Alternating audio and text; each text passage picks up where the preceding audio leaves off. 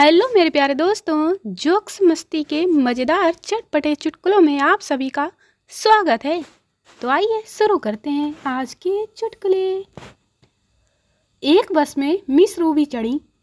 वह बस खचाखच भरी हुई थी। मिस रूबी ने एक नौजवान के पास जाकर शहद भरी नरमी के साथ कहा, अरे नौजवान, क्या तुम मुझे अपनी सीट दे सकते हो? देखो ना, मैं प्रेग्नेंट हूँ। नौजवान ने शराफत से सीट तो दे दी, मगर खड़े होने के बाद जब उसने मिस रूबी का मुआयना किया तो कमर बिल्कुल पतली और एकदम छरहरी। उसने उतावलेपन से पूछ लिया, मैडम, कितने महीने हो गए? मिस रूबी बोली, महीने कहाँ जी, अभी तो मुश्किल से 40 मिनट हुए हैं। No no no no. Number 1 के फ्लर्ट, परम रोमांटिक और नारियों में बेहद प्रिय। मिस्टर बादल आवारा से किसी ने पूछा, रोमांटिक प्रतिभा कब से विकसित हुई? तो मिस्टर आवारा का जवाब था, जब बच्चे पैदा होते हैं तो डॉक्टर उन्हें थपथपाते हैं। पता है मेरे मामले में क्या हुआ था?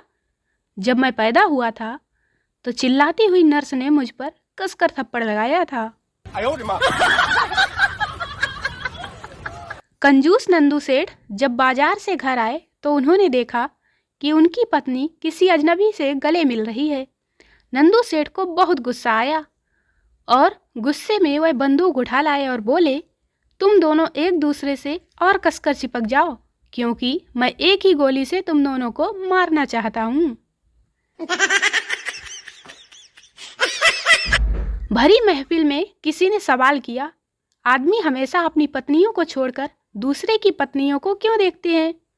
काफी देर सन्नाटे के बाद एक अच्छा सा जवाब आया कि आदमी हमेशा दूसरों की गलती देखता है, अपनी गलती नहीं। इतनी ठंड है कि बिस्तर भी बोल रहा है कि हमें छोड़कर जो तुम जाओगे बड़ा पछताओगे, बड़ा पछताओगे। No no no no. 75 साल के जग्गू जी होटल में अपने कमरे में बैठे अखबार पढ़ रहे थे। दस्तक पाकर उन्होंने दरवाजा खोला तो एक अनुपम सुंदरी को खड़े पाया। वह उन्हें देखकर हड़बड़ाई, बोली, सॉरी, मैं गलत कमरे में आ गई। वृद्ध जग्गू जी बोले, आई तो तुम सही कमरे में हो, लेकिन 35 साल लेट आई हो।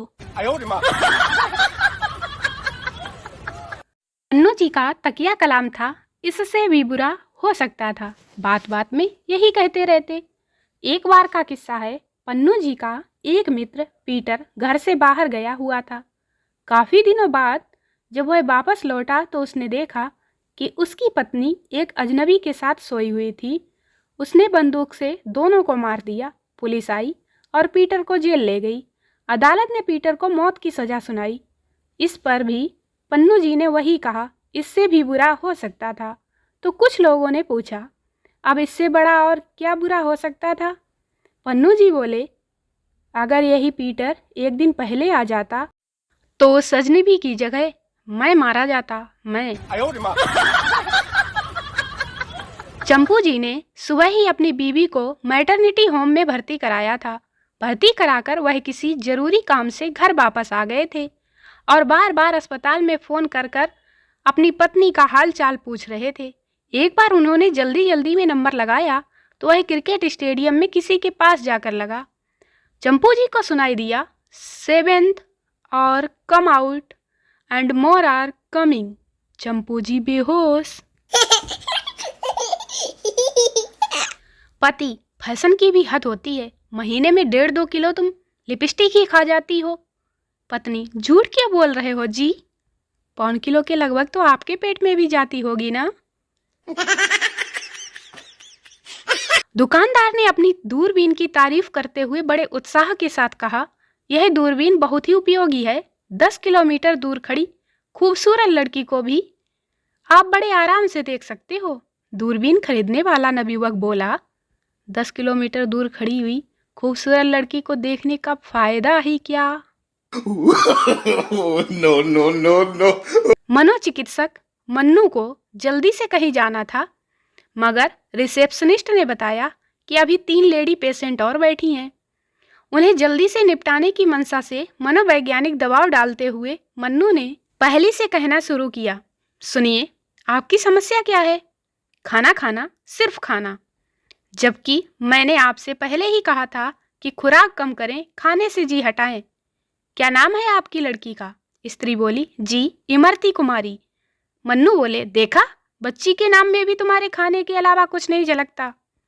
फिर मन्नू दूसरी स्त्री से बोले, और तुम? पहले दर्जे की कंजूस। पहले भी कह चुका हूँ, जब तक कंजूसी की आदत नहीं छोड़ोगी ऐसे ही परेशान रहोगी। क्या नाम है तुम्हारी बेटी का? वह बोली, अशरफी देवी। मन्नू ने उल्हाना दिया, देखा, तो यह नाम भी धन दौलत का ही परिणाम है, तुम्हारे लगाव का ही परिणाम है। तभी स्त्री नंबर 3 जो अपने बेटे को दिखाने आई थी बोली, ये डॉक्टर भटक गया है। अपने 6 वर्षीय बेटे का हाथ पकड़कर उठाया और बोली, चल बेटे रति रमण, अब अपनी खैर नहीं, और सेकंडों में वहां से बाहर हो गई। दोस्तों, वीडियो को लाइक करें, शेयर करें, चैनल को सब्सक्राइब जरूर करें। मिलते हैं अगले वीडियो में, तब तक हंसते रहें, मुस्कुराते रहें। Bye bye.